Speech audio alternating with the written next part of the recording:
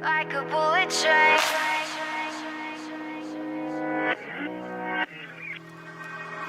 Moving like the speed of sound.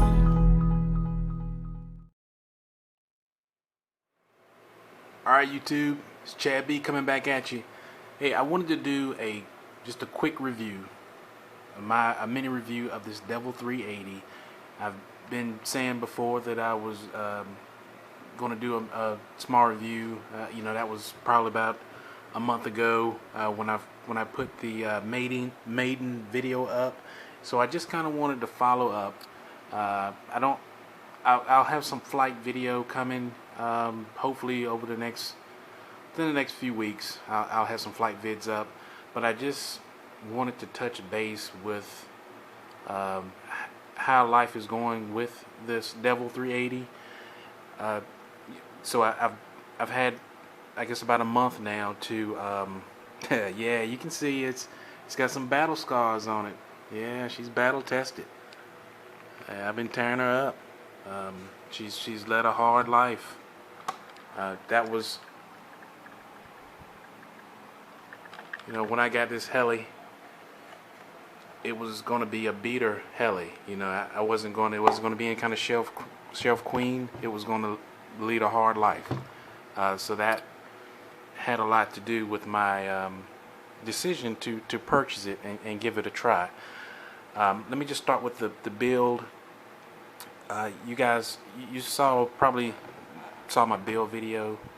For those who haven't, I just pretty much went with KST Cyclic servos. I got the KST 215s on the Cyclics. I got a KST DS565X. I don't know if you can see that on the tail. Got the IKON. Got the Xnova 2820 890. I have a Castle Ice 80 amp ESC mounted under the front there. 24 tooth pinion. If I'm not mistaken, this thing is running probably about 3,400 RPMs. So it has a little heat to it when she's fired up.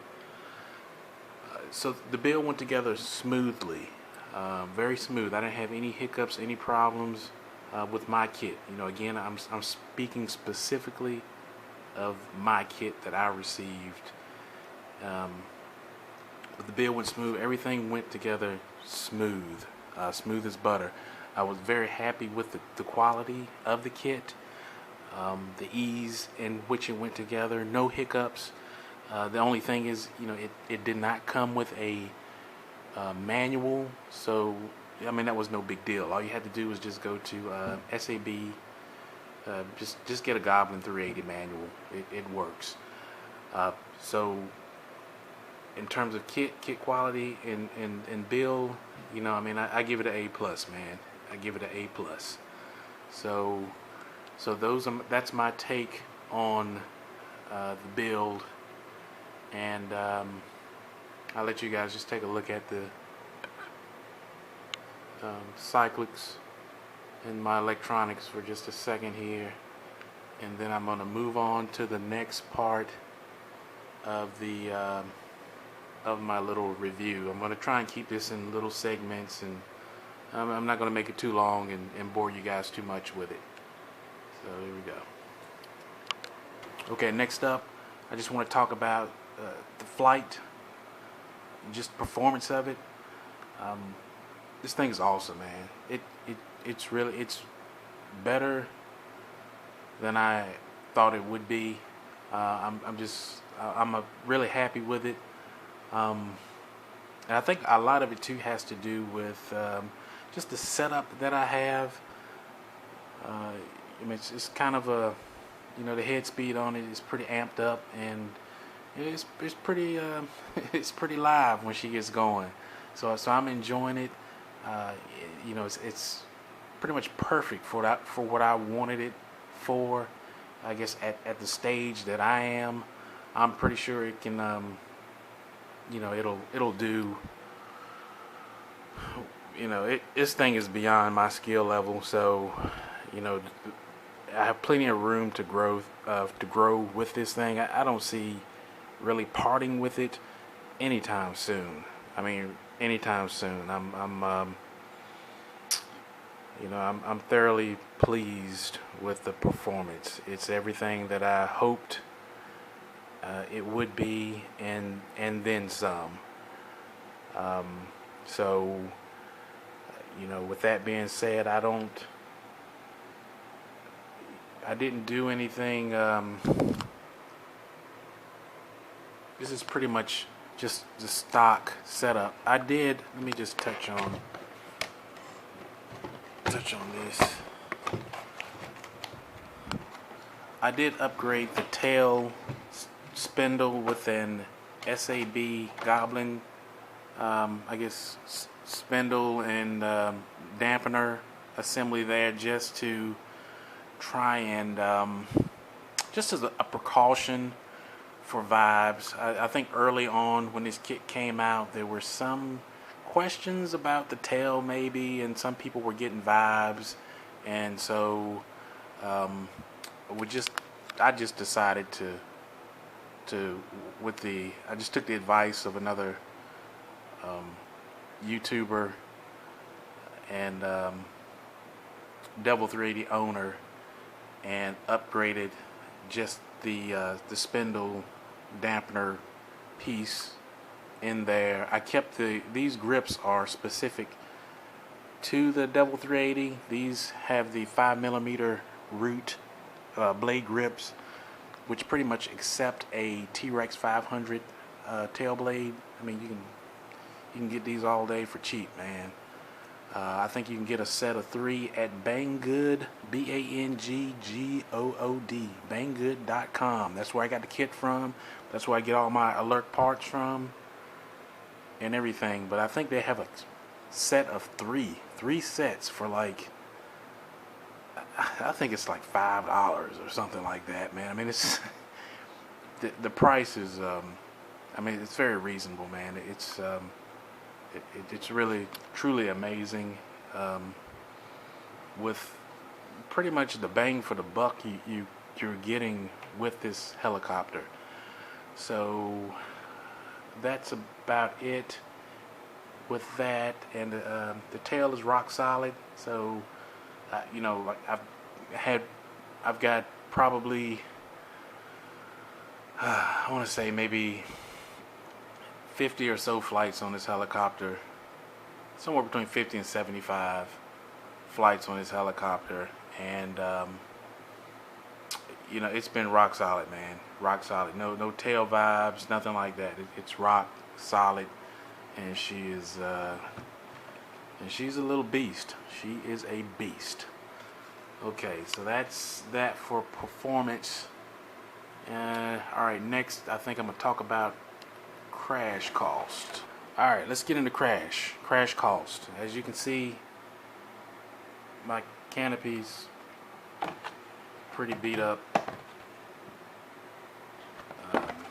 I have, you can see the tail boom here. Got some chips on it. Got a pretty nice crack under there.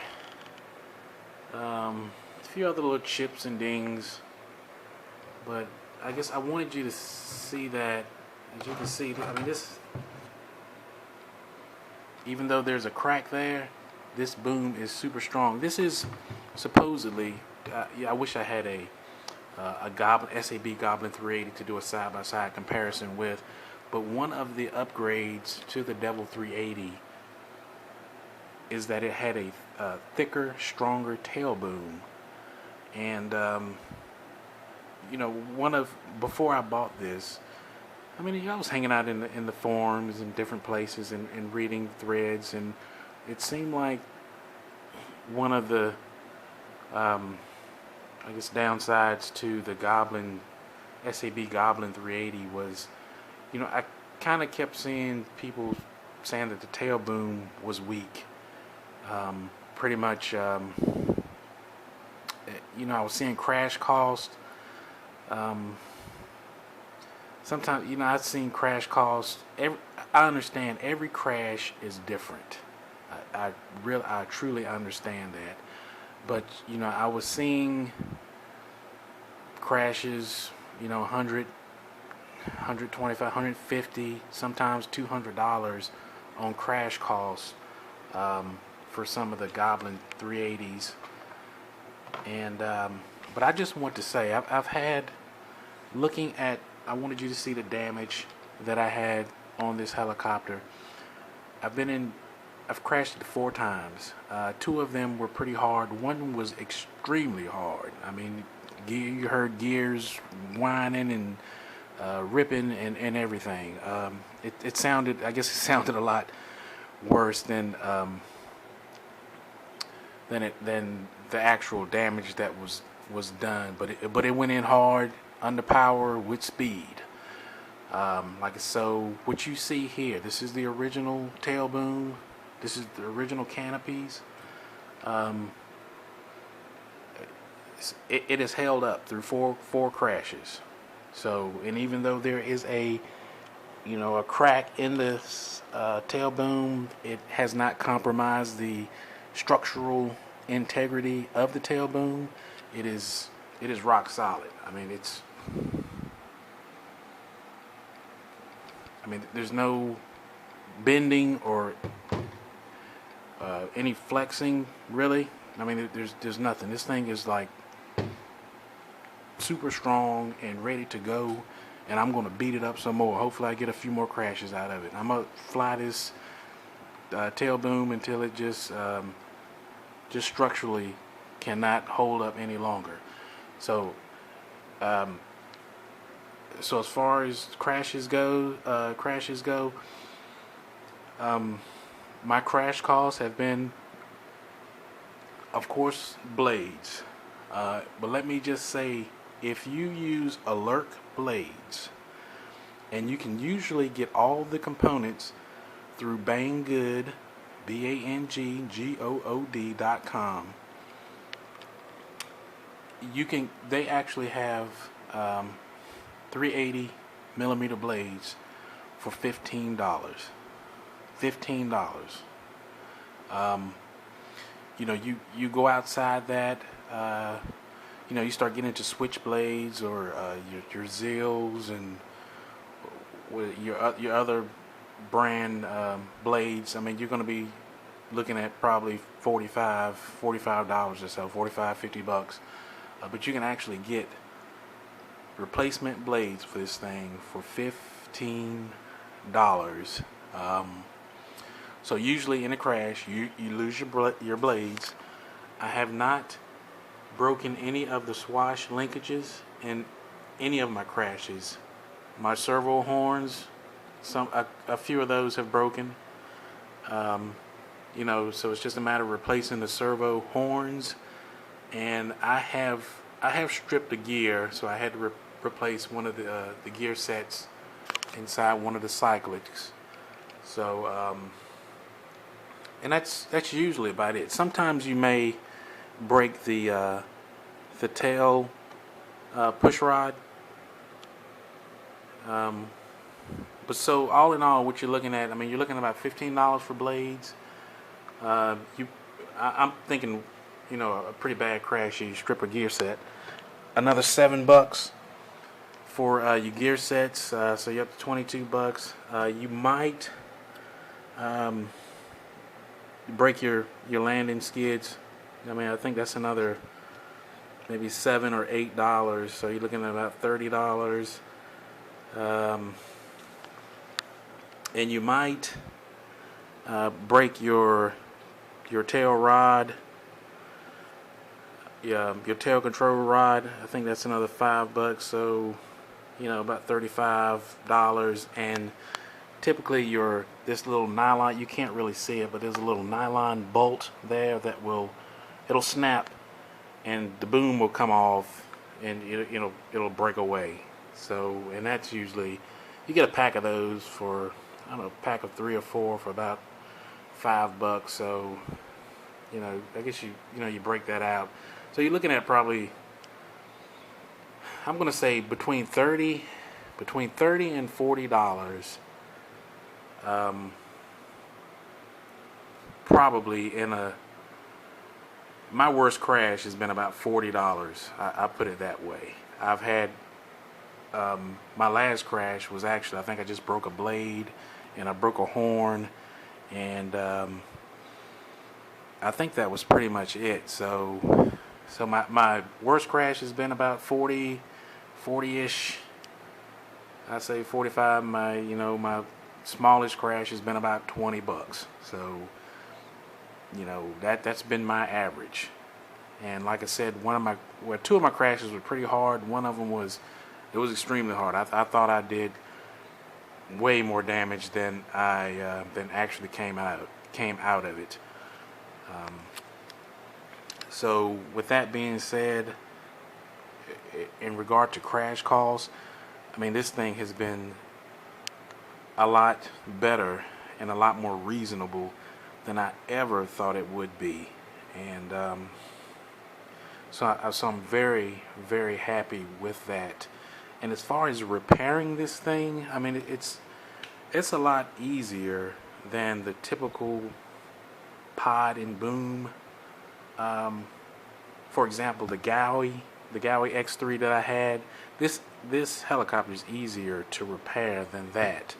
You got this big tail boom. I mean, it's easy to get the rod through. It's easy to get the belt through. I mean, it's a lot of stuff that at least that I used to kind of be frustrated with and kind of fight with. It's a lot easier on this helicopter.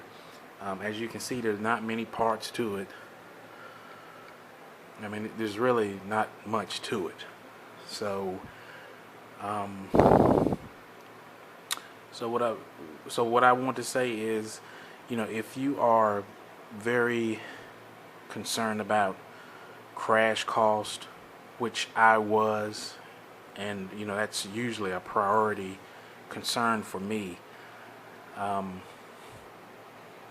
this is definitely something you should consider. But just make sure you use the alert products. Use the alert products, and you can keep this thing extremely, extremely reasonable. And I order all my parts through Banggood, and I keep giving them a shout. But BANGGOOD, Banggood.com. I think, if I'm not mistaken, they have warehouses. They're based out of China, but they have a warehouse in the U.S., and I think they may have a warehouse in Canada also. But I typically get my parts within 5 or 6 days, so it's pretty reasonable, pretty quick on getting parts. I have yet to bend a main shaft. I've yet to bend a feathering shaft. This thing has been just a dream, to be honest. It really has. So let me see if I'm missing something. So if you have any questions about crash cost or concerns, if it's something I missed, just hit me up, email me, or just post a comment, and I'll try and get back to you with a response. Let me see here. I'm trying to keep this a little short, or short as I can. Okay, one last thing that I want to end on, and it is the reason why I decided to purchase the Devil 380. Basically, after all of my research, it appeared that the Devil 380 performed just as good as a Goblin 380, and on top of that, the cost of the kit was considerably less. Like I said, to me, it's a beater helicopter, so I'm not necessarily, and again, I'm talking from my perspective. I understand everybody is different and has different perspectives of it. You know, I see some SAB purist and loyalists saying, you know, why would you ever buy something like that?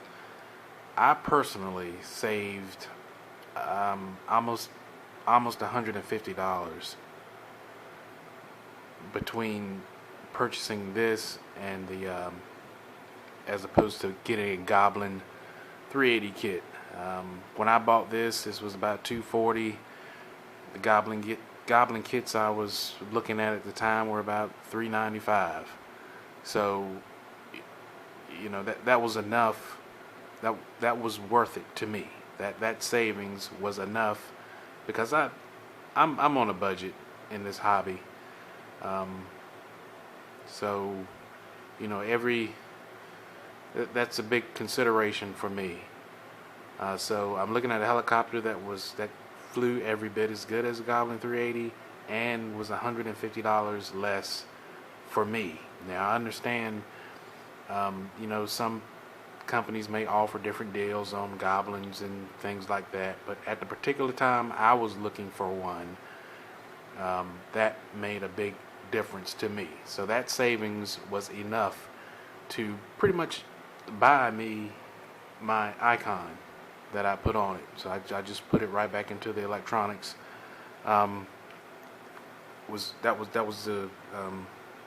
just a game changer, game breaking deal, game breaker for me, and the reason I bought it. So not only did I save $150, I felt like I arguably got a better piece of machinery, a better tool. Like I mentioned before, stronger tail boom. Supposedly, the frames are, I'm not sure what kind of process, but they're supposed to be, these frames are supposed to be stronger than the standard Goblin 380 frames too. I don't know that to be sure or not. I just know I have not broken a frame. And as I mentioned before, I had a really bad crash. I thought when I went in that I would have broken a frame. I thought I would have broken frame. I thought I would have torn the tail. The tailbone would have been unusable after that point. I mean, I thought I did some serious damage all the way around. And as you can see, I mean, the frame is, you know, there's nothing. It's perfect. The frame withstood everything. Whether or not that was had anything to do with the actual supposedly increased strength of the frame, I'm not sure. I don't know. I don't know that to be sure. All I do know is that this boom is a super tough boom. So that was my reason. That was the reason why I decided to go with it. I saved considerable amount of money, and I felt like I was just getting more for my money, to be honest.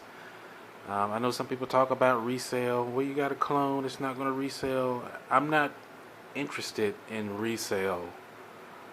Chances are I'm probably going to beat this helicopter into oblivion, and it'll just end up in a junk pile somewhere, to be honest. So that wasn't, you know, high on my consideration list. So, and you know, I hear some people also say, well, you only saved $150 on a helicopter kit. I mean, to me, that was, for a helicopter this size, $150 to me was considerable. You know, if I were buying a 700 size helicopter, no, $150 wouldn't have been that big of a deal. That wouldn't have been a game changer to me. But for a helicopter this size, with the money I have in it, $150 was enough to make me go this direction. I mean, I just saw it as a win-win. I've arguably got a better, stronger machine, and I've saved a nice little chunk of money. And on top of that, parts that I get from Alert through Banggood are considerably less too. So I didn't see a downside to it from my perspective, and so that's why I went with it. So hopefully, anyone viewing this, don't, I'm just trying to be objective about this. I don't have anything against SAB. I actually have hopes and dreams of actually trying to get a Goblin 500 Sport this year sometimes myself. So I have much love for SAB.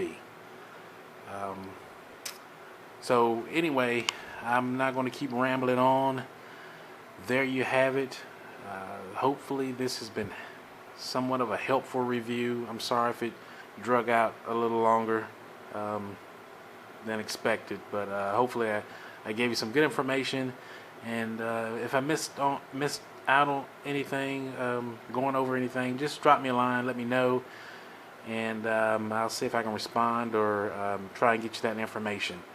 So you guys, I appreciate you stopping in, taking a look at the video, and you guys keep flying. Enjoy your flying season. Be safe out there. Peace and much love, and I'm out.